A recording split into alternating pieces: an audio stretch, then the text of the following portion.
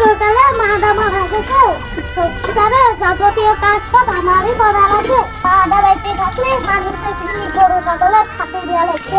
আমার জীবনটা কষ্ট করতেই গেল।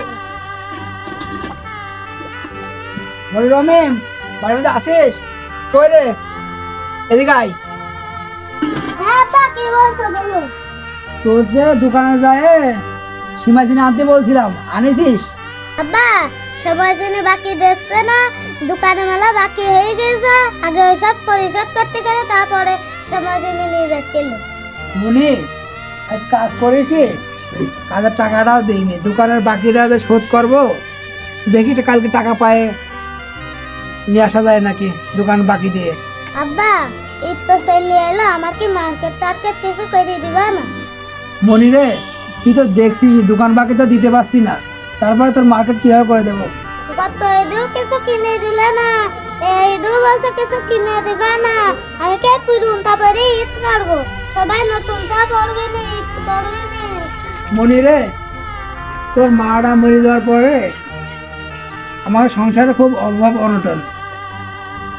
এইটা তুই এই পুরাতন কাপড় দিয়ে করে, তোর পরে ঈদে আমি নতুন কাপড় কিনে দেবো না, ঠিক আছে? মন খারাপ করিস না বাপ। আব্বা, আজকে তো ছোট চাচার আসার কথা, আমার জন্য কি কিছু নিয়ে আসবে না?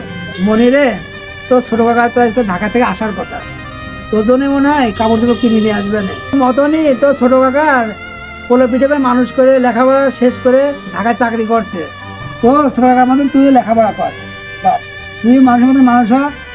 এই ঈদের যে আফসোস করছিস যে কেনাকাটা করতে আসিস না, পুরাতন জামা দিয়ে ঈদ করা লাগবে, এখন বড় হবি সব করতে পারবি, মানুষের মতন মানুষ হ।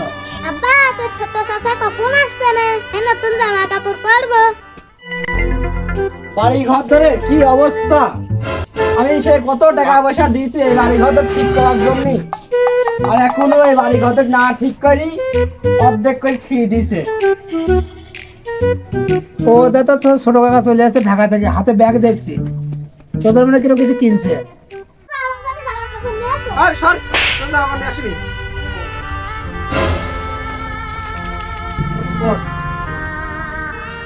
তুই এই কাজটা করতে পারলি? তোর তো ছোট কাল থেকে কোলাপিটি করে মানুষ করেছি, লেখাপড়া শিখাইছি, ঢাকায় চাকরি করছিস, আর একটা ভাতিজা, মা বড়া ভাতিজা, সে তোর কাছে গেল আর তুই তার খাতায় দিলি।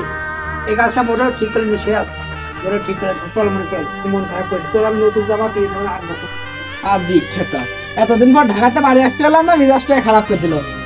এখন এই বাড়ি ঘরে অবস্থাকে তুই টাকা পয়সা না দিলে বাড়ি ঘরে এই অবস্থায় হবে। ছাদ দেওয়া তো দূরে থাক, টিন দেওয়াও জুটবে না। কে, আমি তো প্রতি মাসে টাকা পয়সা পাঠাই, হাজার হাজার টাকা পাঠাই, এত টাকা পয়সা কি হয়?